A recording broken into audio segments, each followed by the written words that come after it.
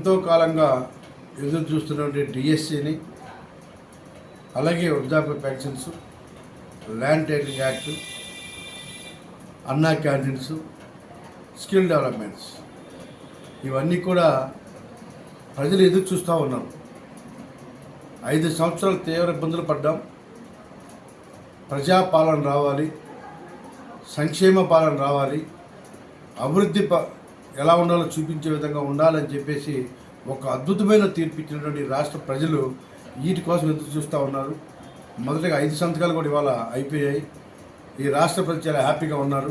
ఇచ్చిన మాట నిలబెట్టుకున్నందుకు అటు చంద్రబాబు నాయుడు గారికి, ఇటు పవన్ కళ్యాణ్ గారికి, మోడీ గారికి అందరూ కూడా ప్రత్యేకమైన ధన్యవాదాలు చెప్తా ఉన్నారు.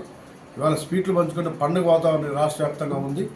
రానున్న రోజుల్లో మిగిలినవి కూడా అన్నీ కూడా కంప్లీట్ చేసి ఇచ్చిన మాట నిలబెట్టుకొని ఈ రాష్ట్ర ప్రజలకు అద్భుతమైన పరిపాలన అందించడమే ధ్యేయంగా ఎన్డీఏ పనిచేస్తుందని చెప్పి తెలియజేస్తూ ఉన్నాం. అలాగే నేను ఇవాళ సౌత్ నియోజకవర్గంలో ఇచ్చిన ప్రతి హామీని కూడా నెరవేరుస్తూ ఉన్నా.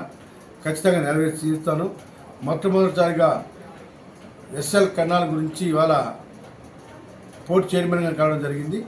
ఆయన కూడా చాలా మంచి వ్యక్తి కాబట్టి ఖచ్చితంగా పోర్టు తరపున ఆ నియోజకవర్గ ప్రజలకు అండగా ఉంటాం.